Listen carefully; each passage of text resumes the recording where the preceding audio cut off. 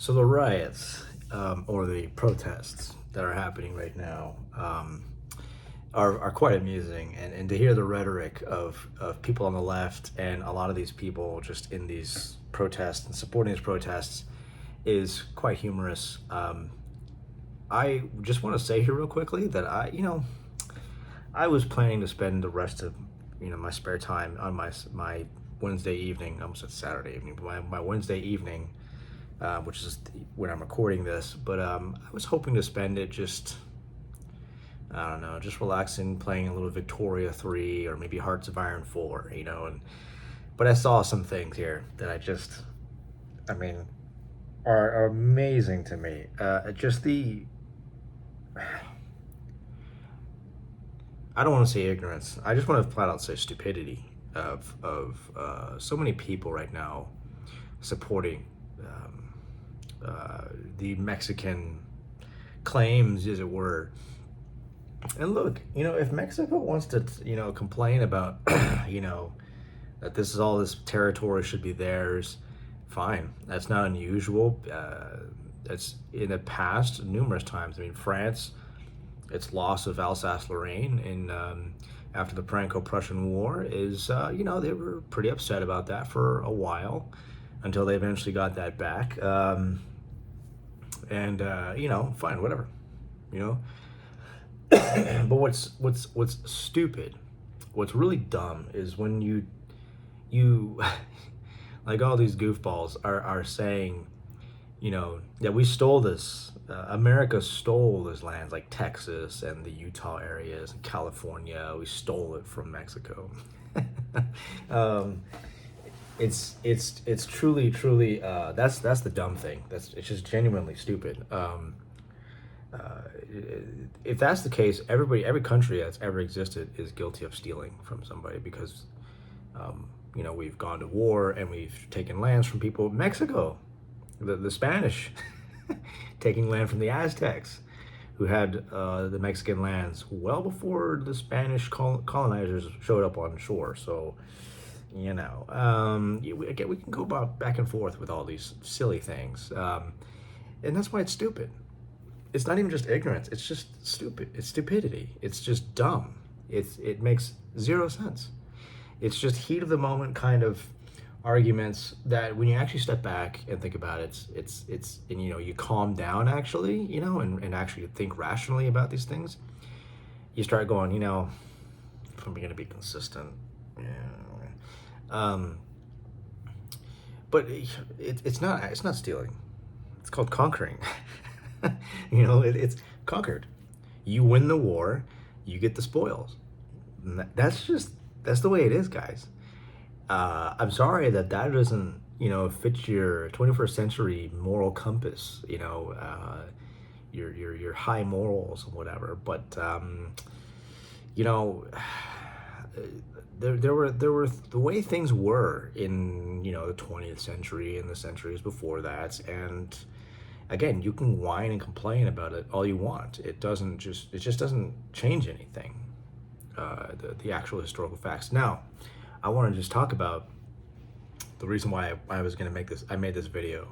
It's pretty much a spur of the moment. Like I just saw this little clip on Twitter a few minutes ago, and it just made me just go, oh my gosh, these guys are dumb. It's dumb. It's stupid. It is just stupid. So they're saying, we stole California from Mexico and blah blah blah blah. And I was watching Steven Crowder and they were talking about it, and this is actually a funny clip right here that I'm gonna play here real quickly for you. California, Mexico, because they're wearing. This guy, I mean, I'm not a Steven Crowder fan, but I was just happening to watch this clip as I was thinking about this, making this video, and it just made me want to make this. They're talking about the whole argument that California belongs to Mexico.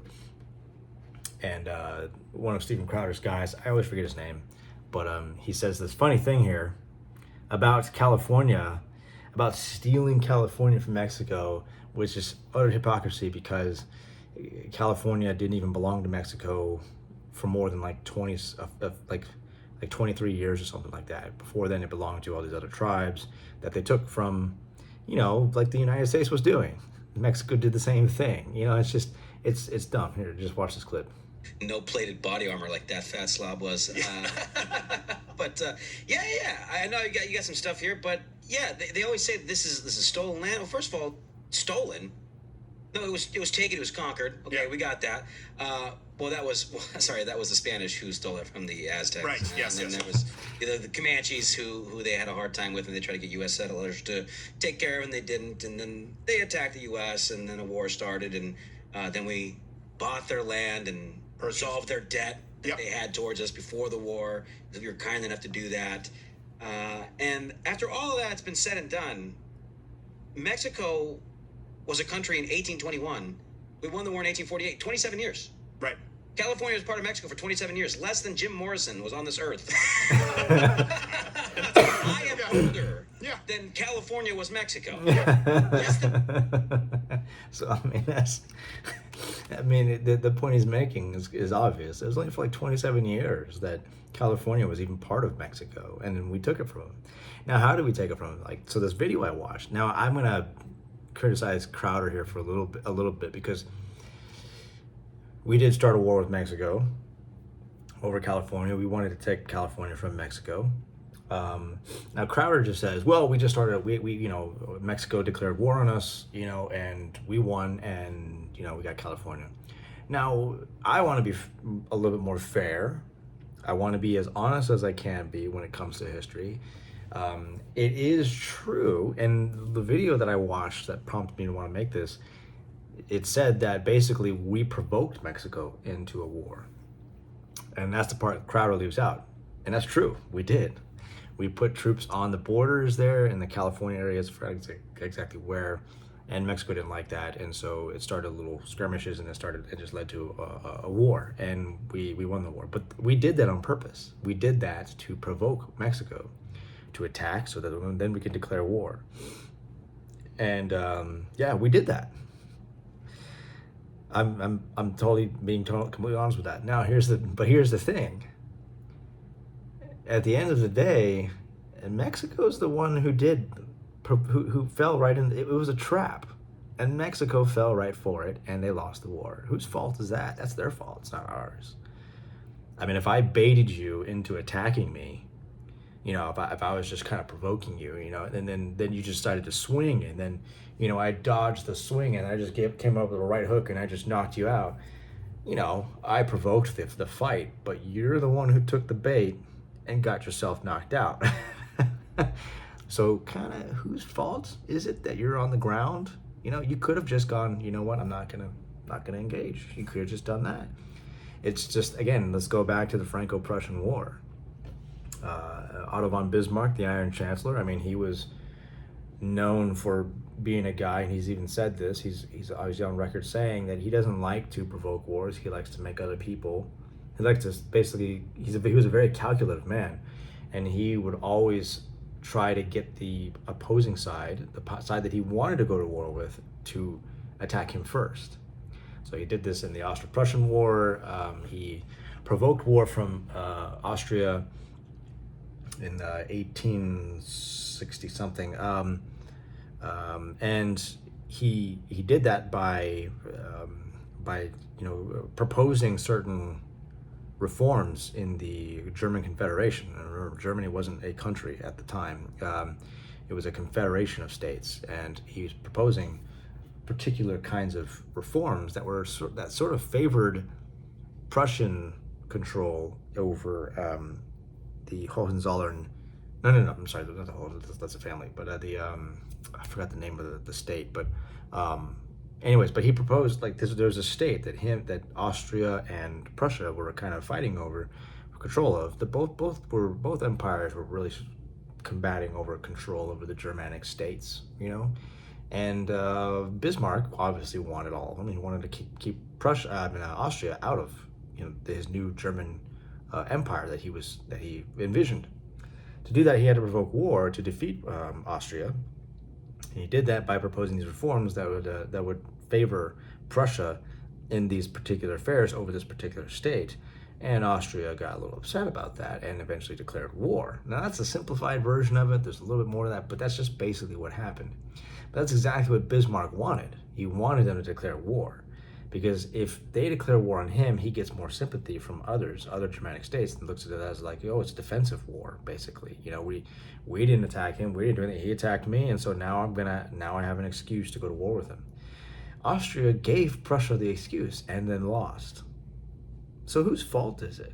Whose fault is it at the end of the day? It was Austria's fault. They could have tried to counter a lot of the reform proposals with their own stuff. They could have done their own political.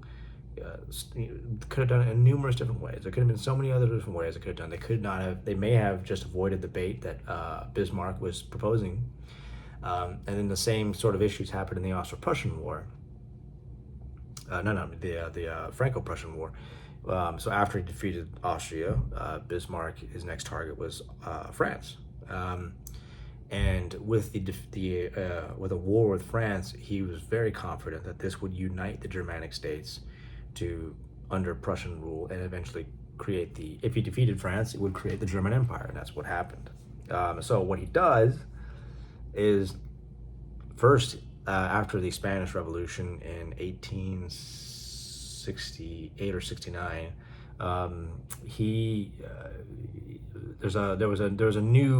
they needed a new ruler on the Spanish throne, and one of these candidates for the Spanish throne was a member whose name is pretty long, and I'm not gonna try and pronounce it, partly because I can't remember it, but he was basically a relative of Wilhelm I, who was, of course, king of Prussia at this time.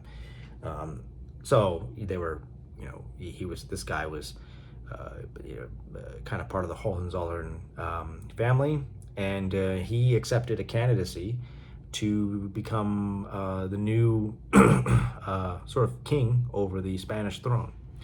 The problem with that, of course, is that from France's perspective, if you had a Prussian ruler in Prussia and then you had a Prussian ruler in Spain, that's going to surround France, and so France freaks out over this idea and begins to just go in a complete frenzy and demand that this young prince, Prussian-related prince, but he's not. I think technically he's not Prussian, but he's related to Prussian, families and stuff. He's a Hohenzollern, part of the family of that. Anyways, they pressure him to withdraw his candidacy, and eventually he does, because he wasn't looking to start any kind of trouble or anything like that. So he rescinds his candidacy, but that wasn't enough for France. Before I move on, of course, Bismarck was encouraging this, because Bismarck is trying to provoke war with France. He's trying to get France all riled up so that they'll eventually declare war on Prussia, and then that, again, he will get the same kind of sympathy. All the Germanic states will then go, those stinking Perusians, they're just being so mean to us, and they're attacking us, and they'll unite under Prussian rule, under Bismarck, essentially, and that'll give him the army that he needs to defeat France. So after the withdrawal, it's not enough for France. France needs a guarantee from Wilhelm I that he will never, ever, ever support any Hohenzollern candidacy for the Spanish throne. He'll never, ever do it. Not just that, he's gonna just renounce this guy, but forever. Any future ideas of such an idea will never. So obviously Wilhelm I doesn't accept those terms, but he doesn't. He rejects the terms kind of like, very politely, just like, look, I see your point, but I can't accept those terms. Just the way it is. And he sends a telegram to Bismarck after he meets with the French ambassador, who tried to basically bully him into this term, or this condition. He sends a telegram to Bismarck about it, and Bismarck, that's when he sees his opportunity. This is called the infamous Ems dispatch, because the telegram was sent from Ems in Germany, or at least in the Germanic states. And so Bismarck altered the telegram to be very short, to be very just kind of dismissive of the French ambassador, even though the actual meeting was not. It was cordial, it was respectful, but Bismarck set it up as such, and then released it to the press. And then when the French public saw it, they were outraged, and saw this as a threat from Wilhelm I, a threat of war. It provoked all kinds of outrage in France, and this pressured Napoleon III, who was the current ruler of the Second French Empire at the time. He was not a very, very popular leader. His economy was collapsing, and he was under pressure from both the public and his own governments, the politicians in his government, to declare war on Prussia over this, because clearly the Prussians are not friendly. They're clearly trying to start something with us, so why don't we start it? And that's exactly what happened. And that's exactly what Bismarck wanted. He wanted France to declare war on Prussia because it would gain him the sympathy of the rest of the Germanic states. That's exactly what happened. And then guess what else happened? France lost, and it lost badly. Within a year the war was over and France lost. The Germanic Empire was born, and all the rest of that stuff. The rest is history, as it were. So all that to basically say, you can sit here, you can talk about how, they tricked us into it. But, the thing, at the end of the day, it's, again, let's think about a chess game. You set up a trap for your opponent. You bait them, right? Give them a little bait, and then they take the bait. You can argue all day, you tricked me, but who fell for the trick? You did. You only have yourself to blame. So going back to the Mexico thing, yeah, we provoked Mexico into war to get California. Yeah, we did. So what? You lost. You screwed up, and you lost. It's the way it is. Cry a little about it. Oh well, too bad. You lost. You fell for it. We beat you, and that's it. So it's this stuff is only worthy of being made fun of. I have no sympathy for this kind of stuff. It's just such ignorance, such stupidity. It's such an ignorance of just the harsh realities of reality. It is what it is. Maybe next time you'll just go, maybe we should not just take the bait, and we should try to find some other means to deal with this, maybe. So that's actually what the truth is. The truth is, again, you lost, and you lost all that territory. You want it back? Okay, well, fine. Try and get it back. I don't think it's going to go very well for Mexico. I think Mexico's got its own internal problems. But it's just hilarious to watch these people who don't know what they're talking about act like they actually know what they're talking about. Anyways, I just had some comments on that, just a few little things here and there. So, but at the end of the day, I pray that the Lord will end this insanity,